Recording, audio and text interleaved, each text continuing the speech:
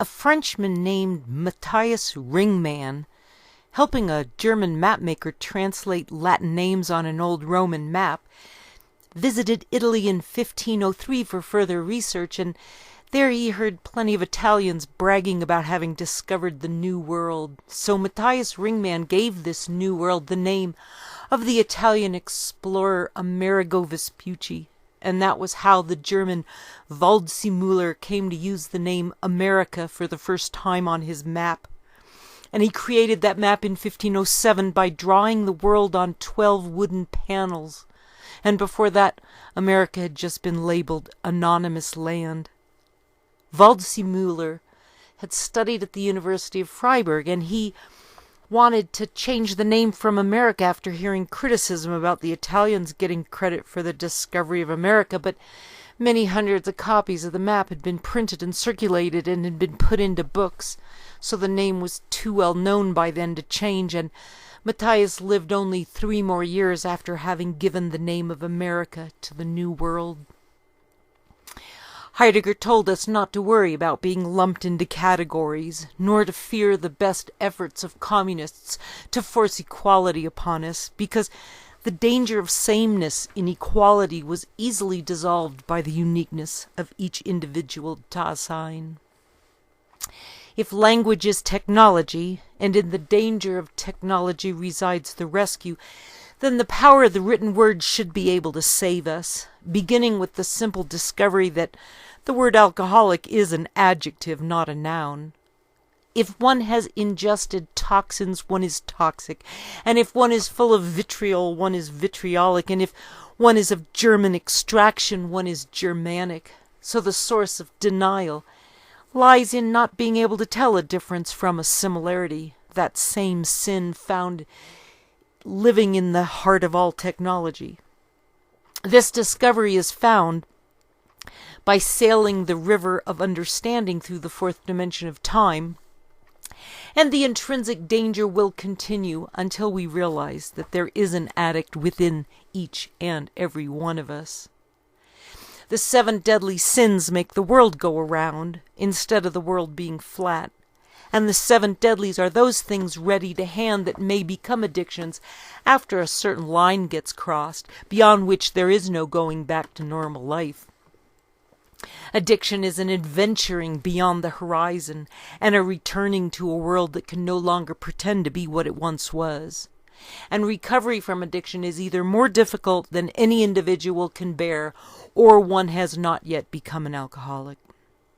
The only solution is to keep going, to explore that far horizon until one intimately knows its true nature, learns that addiction is a cross too far, a phenomenon of craving the human will is insufficient to remove, and unreachable, wanting more. Addiction is purely a love of one or more of the deadly 7s, without which life has been rendered meaningless and empty until a sufficient substitute appears. Heidegger invented the concept of the Kehre, that in the German means a U-turn, and also implies the action to sweep out. And in the transitive, the Kehre intends not just a turning around, but a transformation. Thus, a Kehre is a turning away from drugs and alcohol, but only after having done them well enough. And remember that discussing salvation with someone who has alcohol in their system is like putting a paper sack over your head and screaming. The Big Book on page 90 suggests waiting for a lucid interval, and even then, when questioning whether or not someone is alcoholic, the most perceptive among us can be convinced they aren't, and then in the twinkle of an eye, hear them confess that they are alcoholic, temporarily or not. Any attempt to use symptoms in diagnosing alcoholism runs up against what Heidegger called, quote, mere appearance, close quote, or in the German, Krankheitserscheinungen. Scheinungen. And 12-step programs are like black holes, because once you pass the event horizon, it's impossible to escape. People change when they get sober, and it happens when they sleep. Being alcoholic has such a strong spiritual component that German poetry can help. And the phrase in Hölderlin's schwellenden Augenbrauen means swollen eyebrows or hangover, and stillen means quench. Der Weltvergessen means from the forgetting of the world. So both translations of the following poem lead us down the exact same path. Schwellenden Augenbrauen, der Weltvergessen, stillen Kraft aus heiliger Schriftfalt Morgen, der Gnade sich freuend, sie am stillen Blicke sich üben. Schwellenden Augenbrauen, swollen eyebrows, and in the forgetting of this world, silent light falls in strength from sacred scripture, then celebrant of that grace, they may rehearse quiet vision. Hymns translated by Emery E. George, page 255. An alternate translation says, as from the threshold of brows, oblivious to the world, they can exercise their silent gaze, rejoicing in grace.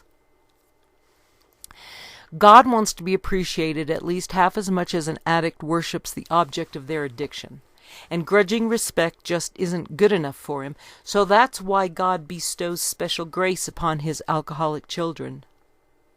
One must wonder why God loves humans, and just what it is that's so precious to him about people, and the answer is obvious in the questioning, precisely in the effects of drugs and alcohol.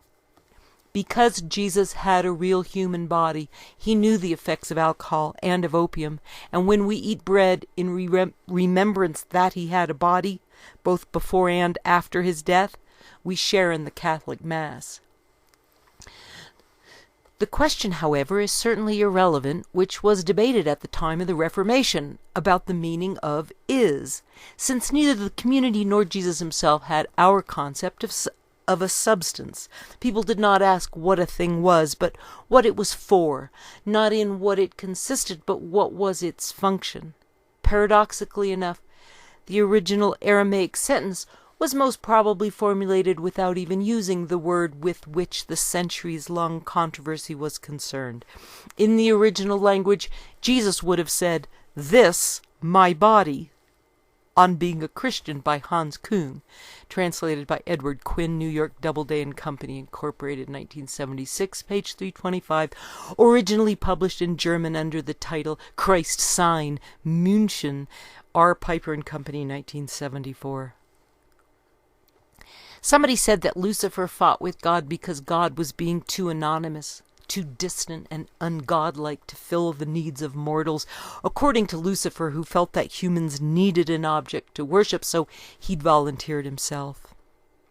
The devil told Eve that doing drugs and alcohol would make her feel like God, and he was right. And when God gave man alcohol, he knew that humans would worship the supply and not the supplier.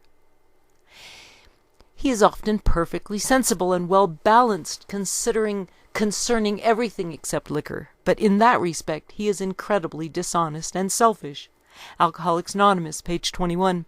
It's not about applying a spiritual solution to a problem of body and mind, but instead recognizing a spiritual sickness and coming to AA to get that disease made good. Specifically, quote, when the spiritual malady is overcome, we straighten out mentally and physically. Alcoholics Anonymous, page 64. The people who strike it rich in AA are those who work the 12 steps the first time they see them and as quickly as they can be read. And the body of Christ is comprised of all those who accept, quote, the Spirit and the water and the blood, close quote, 1 John 5:8. Not just the Spirit, and not the Spirit encased in flesh, but the flesh and the blood and the mystery therein. Erectology said that an abomination is, quote, self-sickness. And an Anon said that addiction is like getting one of those aliens attached to your face with a tentacle down your throat and another into your brain, and no matter how slowly you breathe, it hurts enough to make you cry while everyone hovers around wondering what to do, and a small voice in the back of your mind keeps telling you that living this way is so much better than life before the alien chose you. Heidegger had tried desperately to point this out to the Nazis, inviting them to sit in on his Nietzsche lectures, but merely blaming Jews had been the softer, easier way for the undereducated Nazis. Rather than doing the hard work of thinking, they'd come up with a false solution to a real problem, and the power of the group had metamorphosed away from what Hitler had written. Quote, "The basis for all development is the creative urge of the individual, not the vote of majorities. The genius of the individual is decisive, not the spirit of the masses."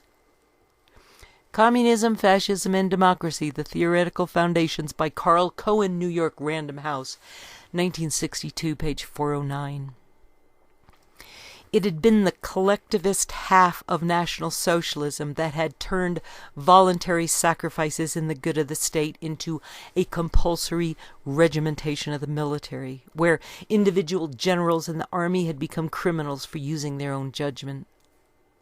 When AA said, quote, "Our common welfare must come first," close quote, they did not mean that the individual doesn't matter, but that the alcoholism we have in common must be the primary purpose of the group, lest we perish both as a group and separately in our own self-willed lives.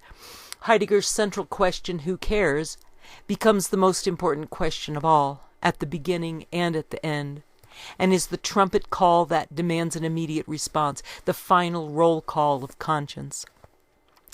To the Heideggerian phenomenologist, instead of God returning to save the earth, we strive to save God so that we may return to the earth, and in so doing, the primal basis of equality is revealed in the inescapable fact that we are all powerless in the face of alcoholism. At the end of the Bible story in the book of Revelation, the New Jerusalem had 12 gates, and the walls had 12 foundations, and Ezekiel's vision of the new temple in the new Israel had an altar that was 12 cubits by 12 cubits, and there were 12 stars around Mary's crown, and the tree of life had 12 kinds of fruit in Revelation 22, and the tree was, quote, "for the healing of the nations," close quote. There were 12 tribes of Israel, and when Moses set up the tabernacle, they donated 12 silver plates and 12 silver bowls, and they laid out 12 golden spoons, but the Catholic version said 12 golden cups, and they burnt up 12 bowls, 12 rams, 12 goats, and it took them 12 days to gather up all this stuff, and then, quote, "this was the dedication of the altar. After that it was anointed," close quote, Numbers 7:88. Solomon had 12 officers over Israel, and when Elijah had to prove to Ahab that the Lord was real, he rebuilt the broken altar with 12 stones, and then Elijah made it rain. And when God gave Job the "where were you when I laid the foundations of the world" speech, he asked if Job could bring forth the 12 signs of the zodiac. The diseased woman with the issue of blood had been sick for 12 years. When Jesus healed her, and right after that he raised a girl from the dead who was 12 years old, and Jesus told everyone to keep it a secret. And when he fed the crowd with the loaves and fishes, there were 12 baskets of food left over, and he had been 12 years old when he spent 3 days in the temple astonishing the priests. When Jesus was told that his friend Lazarus was sick, he'd waited for 2 days before going to see Lazarus, who died in the meantime, and the apostles warned Jesus not to go because the Jews were out to kill him. And Jesus answered, "Are there not 12 hours in the day? If any man walk in the day, he stumbleth not, because he seeth the light of the world. But if a man walk in the night, he stumbleth, because there is no light in him. These things said he, and after that he saith unto them, Our friend Lazarus sleepeth, but I go, that I may awake him out of sleep." King James Bible, John 11:9-11. When the Jews had Jesus arrested, Jesus told the guards that God could send him 12 legions of angels, and when Paul was arrested in 58 AD, he'd been in Jerusalem for 12 days after going up to Jerusalem for the last time, and Paul had gone back to Jerusalem to prove that he was a good and faithful Jew, but they dragged him from the temple, and Paul was rescued by a Roman guard. St. Paul was given the choice of being heard at trial in Jerusalem or being given a trial in Rome. And he chose Rome because the trial would be more fair, and so they went on their adventure at sea so Paul could go appeal to Caesar. in Rome. Paul was given a pleasant house to live in where he could be visited by people for the 2 years it took to get to trial. And he wrote many nice long letters to the Christian churches because he was an inspired Jewish scholar, and he especially enjoyed sharing the fun puzzles of religious patterns with his friends. Paul was acquitted by Nero in 63 AD, and then he traveled around for a few more years until Nero changed his mind and killed Paul. St. Francis of Assisi, who was Bill W.'s patron saint, said, "Since the day of my conversion, I have never been well." Pass it on, page 302. All along, Jesus preferred to be an anonymous person rather than the Messiah, a title given to him by other people. And Jesus didn't want to be a king, and when the crowds called out for him to be crowned their king after he had fed them with the loaves and fishes, he escaped across the lake without using a boat, because while they didn't understand a whole lot about what he was teaching, they certainly wanted more loaves and fishes. Drinking is a technological solution, applying a chemical to the body and to the mind in order to manipulate one's environment, and under the influence, you are no longer you, and have lost your authenticity. So under the transforming principle of technology, you have become just another drunk. And getting sober is not just a spiritual awakening as much as it is being able to see how God sees you. Authentic sobriety means that every person is responsible for their own getting sober, and that if you can't stay sober, you might as well die trying.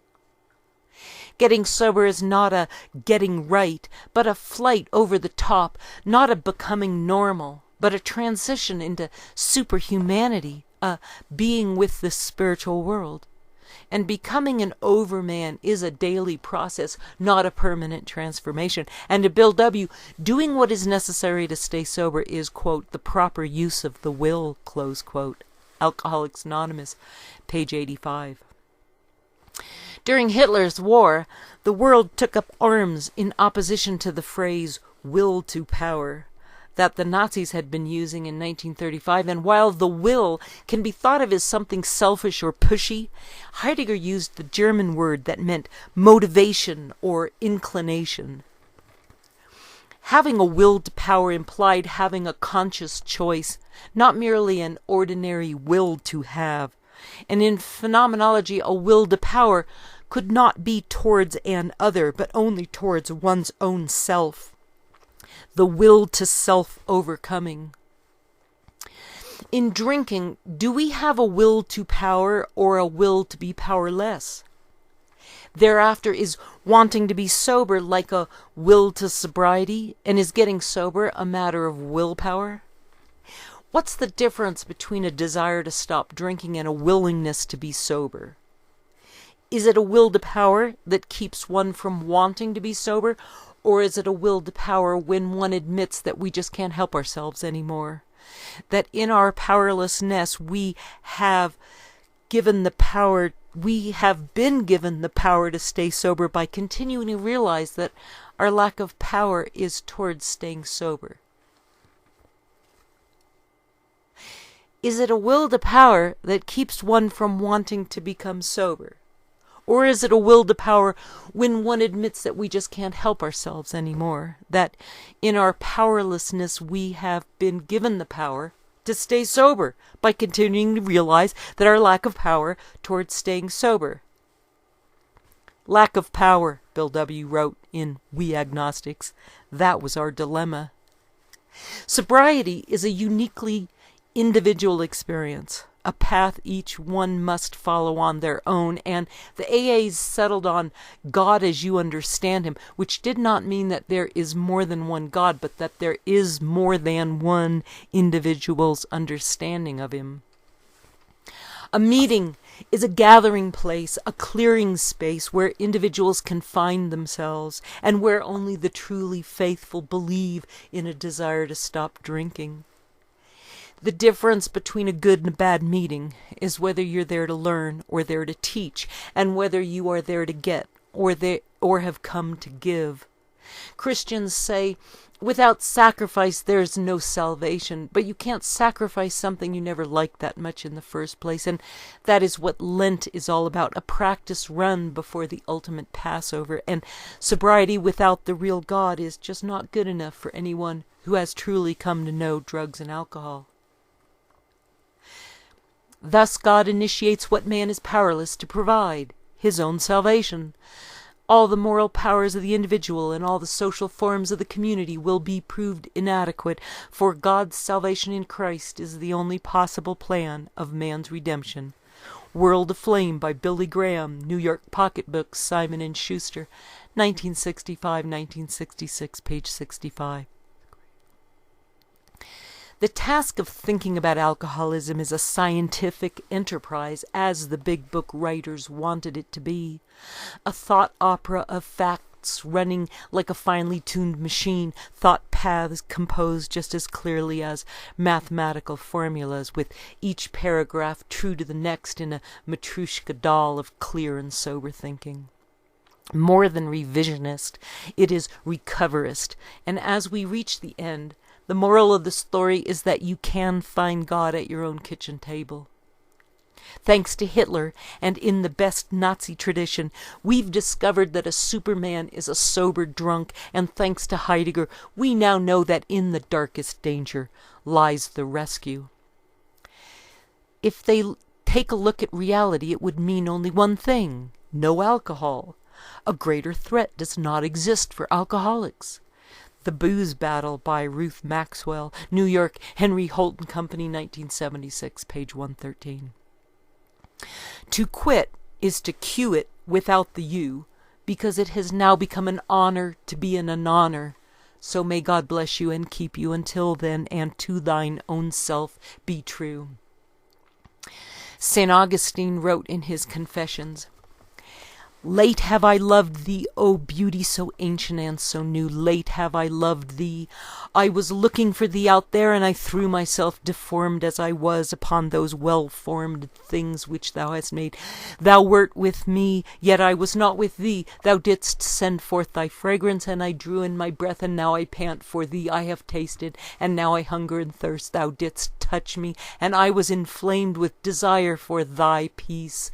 When I shall cleave to thee with all my being, sorrow and toil will no longer exist for me, and my life will be alive, being wholly filled with thee." The Essential Augustine, Confessions, 10, 27-8, edited by Vernon J. Bork, New York. Mentor Omega Books, The New American Library, 1964, page 148. The oldest city in America was named after St. Augustine, and from his writing we must admit that God knows not only our hearts and minds, but also our spirit and our will.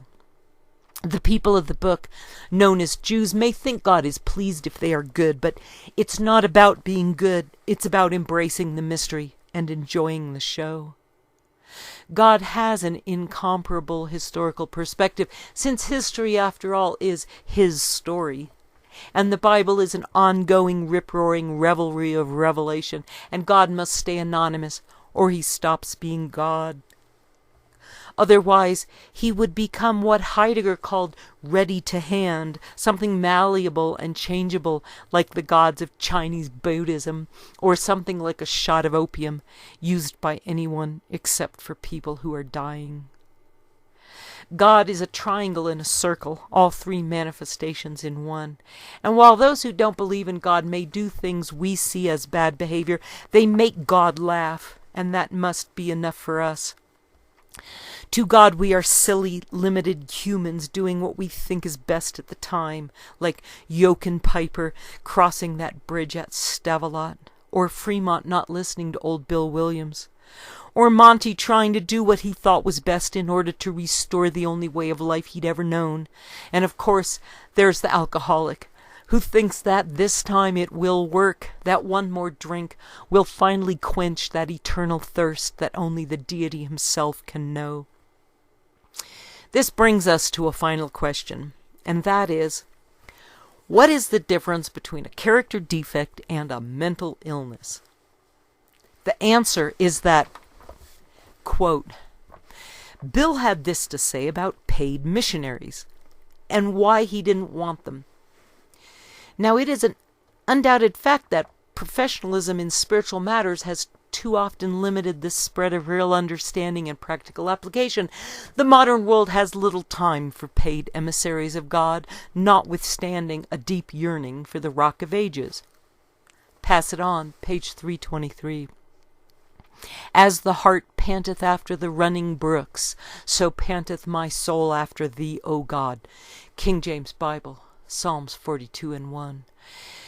The good news is that everybody gets to heaven, and they download your brain into a speck of dust, and you get to float around for all eternity watching videos of everyone else's life, and if you're good, they cut out the bad parts of yours.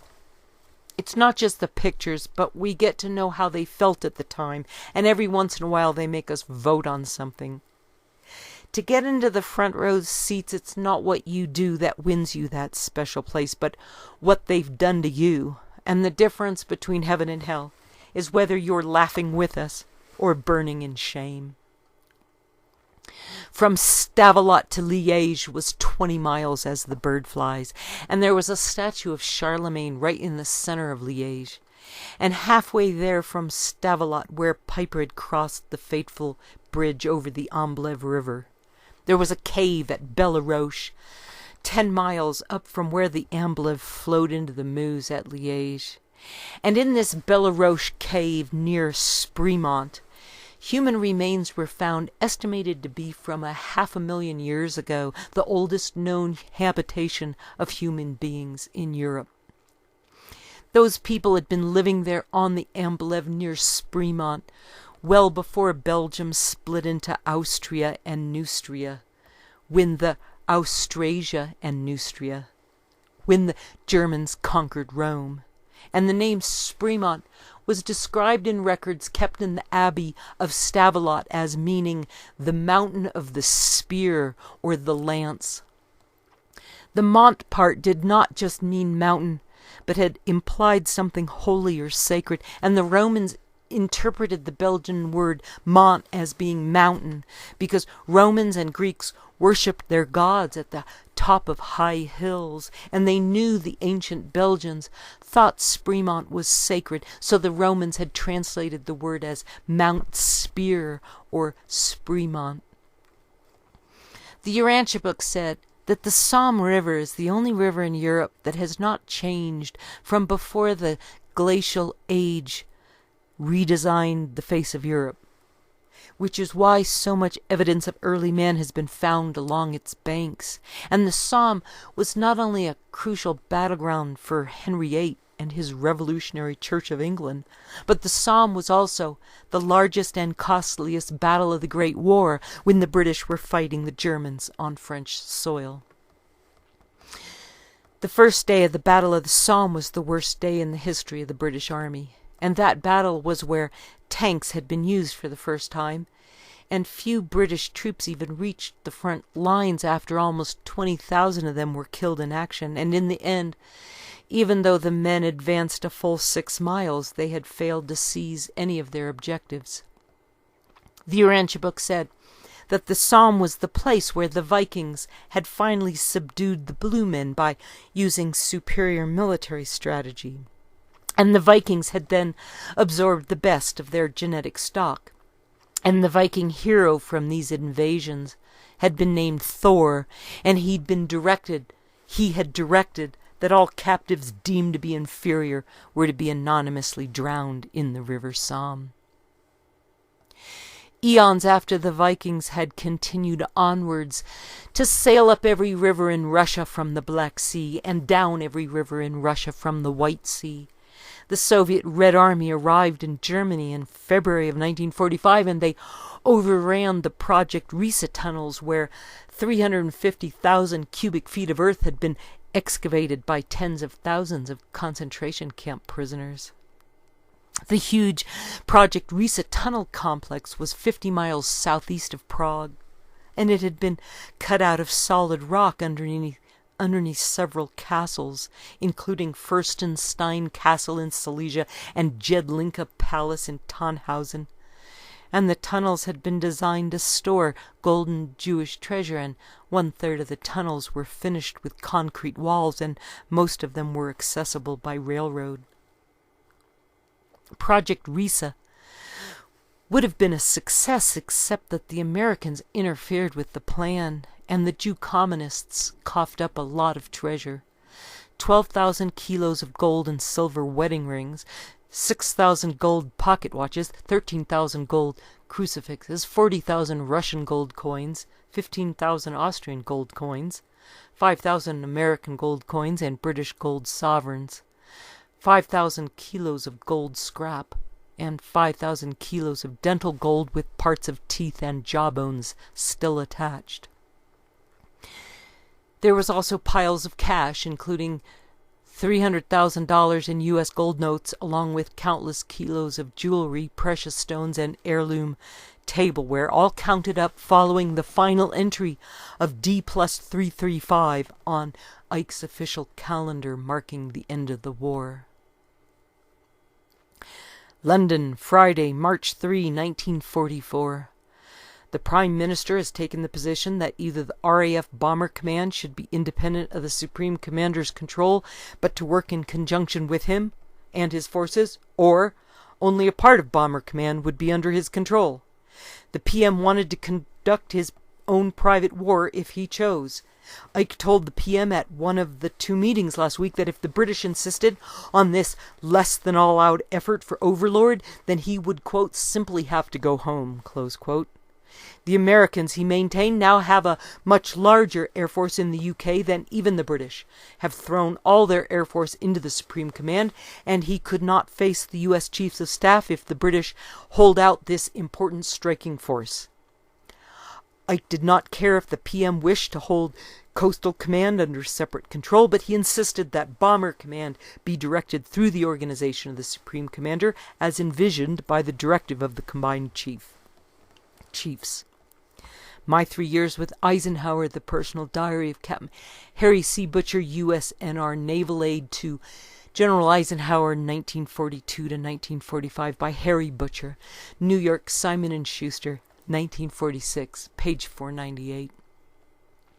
Only months before Hitler's war broke out, military officers from the German nobility had sat at the same dinner tables with British royal officers, and they had all attended the same parties and toasted each other's superior intelligence, along with their knowledge of hunting, and they took turns complimenting the servants, while the Americans knew that intelligence had a lot to do with dry socks and hot food.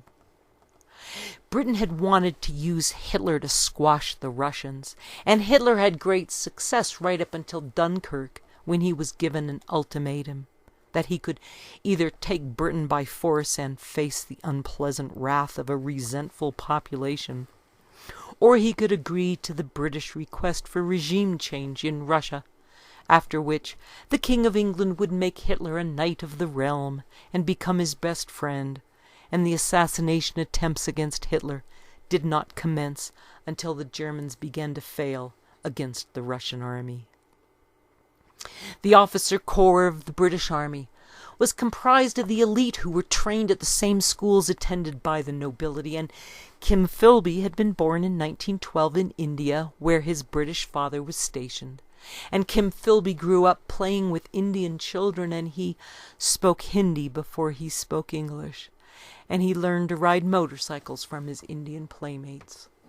On his summer vacations, Kim Philby rode his motorcycle around Europe, and as a young man he thought that the Great War was fought to end all royalty, and when Kim Philby was sent to school in England after growing up in India, he found the class consciousness quite distasteful.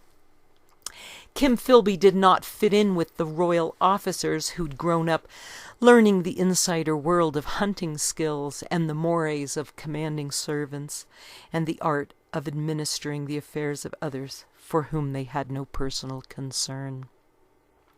Up until the 60s, only 4% of British students went to college, while 26% of Americans went on to higher education. And there were fewer British college students in England than there were college students of African descent in America.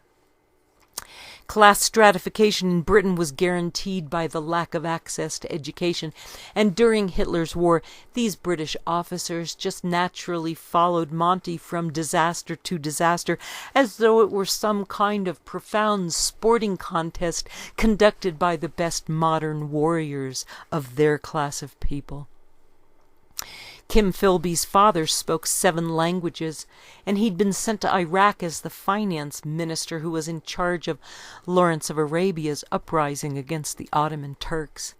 And Kim Philby's father had arrived in Baghdad 5 years after his wedding, where none other than Monty had been his best man. Kim Philby's father was put in charge of the payroll and expense account of the British Secret Service in Baghdad during the Great War, and he handled the extreme amounts of cash flowing through Iraq after the death of the Russian Tsar. The British were backing the Hashemites from Jordan, but Kim Philby's father preferred the Saudis. And after the Great War, Kim Philby's father was sent to Saudi Arabia, and he fell in love with all things Arabian, and he began calling himself Abdullah and started dressing like an Arab. And he took an Arab slave as a second wife behind his wife's back. And Kim Philby's father thought that the money coming from selling oil after the Great War was corrupting his beloved Arabs. Kim Philby's father was certain that Hitler would never invade England, and he thought that the Italians were the new Romans, and in 1935 everybody wanted to be Roman again. The Saudis would have a falling out with Kim Philby's father in 1955 because a British company had a contract for building them a palace, and Kim Philby's father told the Saudis that the palace was too Western. Many British agents would meld with the country to which they were posted, and that was called going native. And during the Great War, these wayward British agents made promises to the Arabs without authority, even though they believed at the time that they had that authority, and that those had been the exact promises they'd been sent to deliver.